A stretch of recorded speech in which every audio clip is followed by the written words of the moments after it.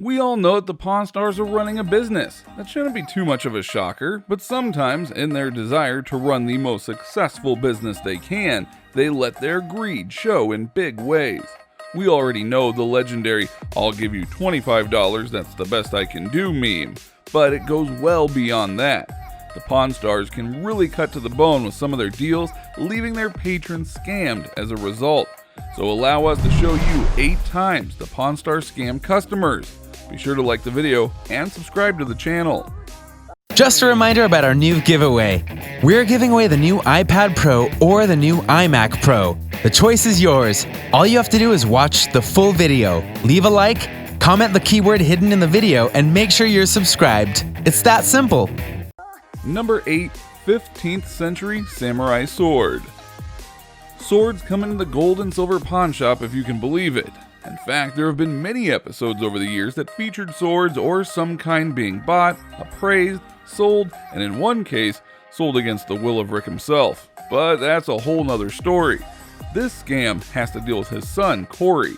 Corey is the likely heir to the Pawn Stars throne whenever that time should come. And part of that is because he's learned from the best in terms of getting a good deal for the shop. In one case, a customer came to him with an authentic 15th century samurai sword from Japan. These swords are treasures in our culture today, especially when in the best of condition. Oh, and if it's obviously not a fake. Corey brought in an expert to make sure it was real, and it was, which obviously meant the price went up. But what Corey didn't let on was that he could tell this sword was indeed very valuable. So true to the nature of his father, he decided to try and pull a fast one and ask only for $800 for it, which the customer didn't do. They haggled for a bit and eventually got a deal struck at $1,500. This is where the scam comes in. Eventually, an appraiser came along to note the quality of the sword in terms of value. As it stood, it could be worth around $6,000. But if Corey put $3,000 into it to be restored, the new value would be around $15,000. So they would be making $10,500 in profit. So by keeping his cards close to his chest, he got a massive profit for himself, but basically robbed the customer of some serious money. Number 7. The Isaac Newton Book. Books on their own aren't always the best to sell at a pawn shop. However, if you have a copy of a 450-year-old book on alchemy from Isaac Newton's library, yeah, that is something else entirely.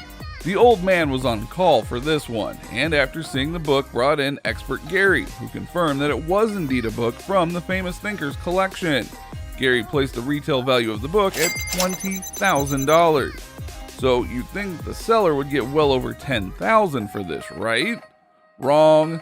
The old man only gave $7,000 for it, all because he said a line about not eating dinner tonight. Was that line done with the Jedi mind trick?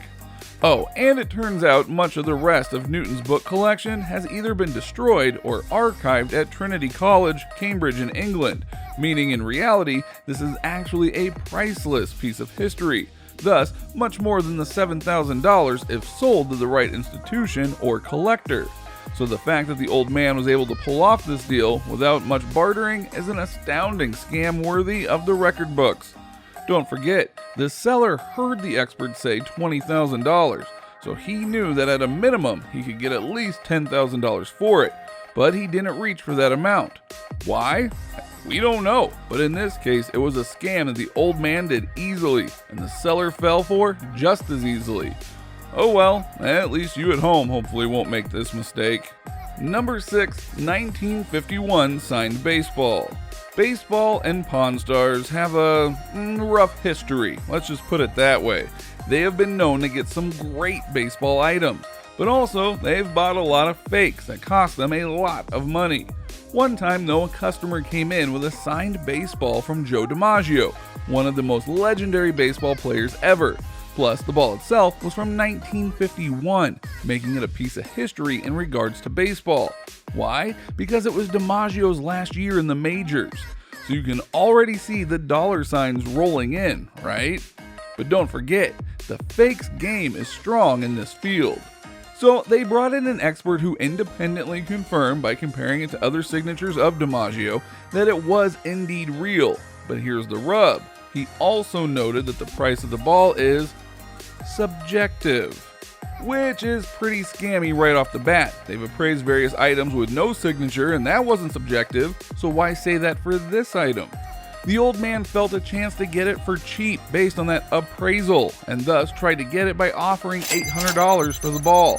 The customer was no fool though, and noted that it would be worth at least $3,000, but the Pawn Stars didn't agree, and so a deal wasn't made. This was a time when they really tried to do a scam but failed, because they wouldn't acknowledge the true value of the ball. Based on the popularity of it and the fact it was from DiMaggio's last year, we think it could have easily gotten over $5,000, but we'll never know now. Number 5, Hotchkiss Cannon. The Pawn Stars get to see some really cool items, no lie about that. But how about the time a frickin' cannon was brought to the shop? That was a blast. Get it? Anyway, one-time field artillery collector Chuck rolled his 1890 Hotchkiss cannon to the gold and silver pawn, aiming to land a deal. Things were looking up when Rick asked his weapons expert, "What can I pay for it and still make a few bucks?" To which he replied, "I would say $40,000 all day long."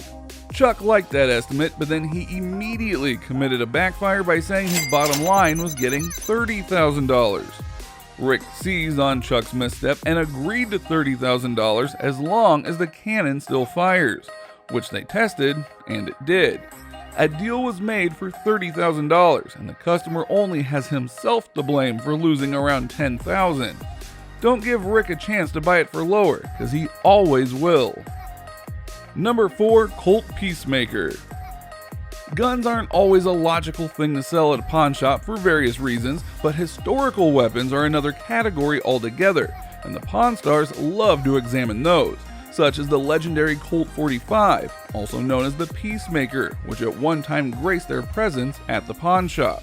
This legendary firearm was one that helped various military and law enforcement agencies put down outlaws and criminals in the days of the Wild West, and it was very effective.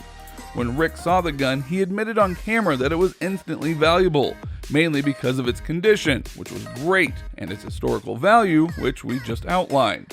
Things immediately went back though for the sellers. He admitted that he bought the gun for only $25. Rick used that knowledge and didn't consult an expert to help secure a low bid of $3,000 for the gun.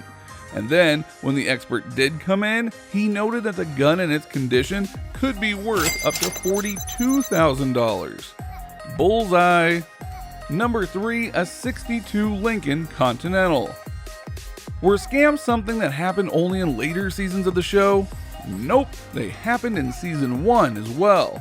Like when Rick and the old man made a steal of a deal on a restored 1962 Lincoln Continental.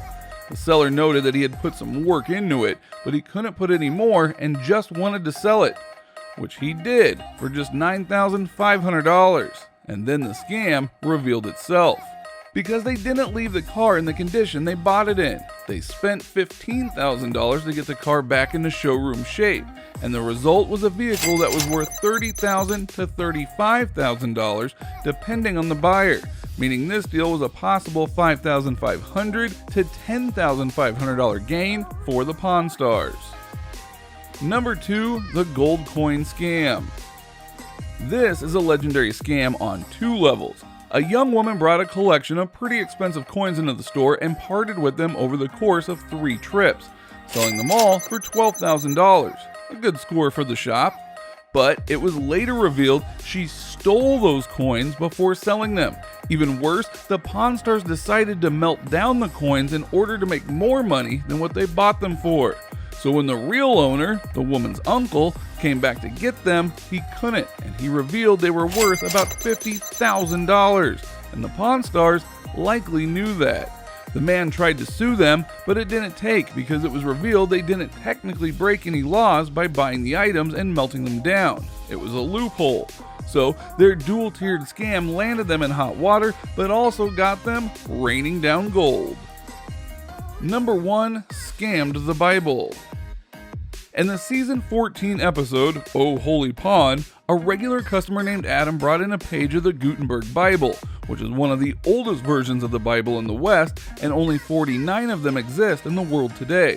so thus it was a rare item. When Rick's expert confirmed this to be a real page from the Gutenberg Bible, the race was on to find a good price for the item. Adam wanted $65,000 for the page, but Rick shot that down and suggested $40,000. The two went back and forth and eventually settled on $47,000. While that still is a lot of money for a single page of a Bible, the expert Rick brought in said right in front of Adam that the page was valued at around $80,000, so he only got a little over half of what the page was actually worth. Why? We don't know. So what did you think? What did you think of this look at the Pawn Stars and the times that their desire for money basically led them to being scam artists with their customers? Do you think that some of these scams were at least somewhat justified? Which ones do you think were just plain rude? Do you know the other times the Pawn Stars cheated customers? Let us know in the comments below. Be sure to subscribe, and we'll see you next time on the channel. Just a reminder about our new giveaway. We're giving away the new iPad Pro or the new iMac Pro. The choice is yours. All you have to do is watch the full video, leave a like, comment the keyword hidden in the video, and make sure you're subscribed. It's that simple.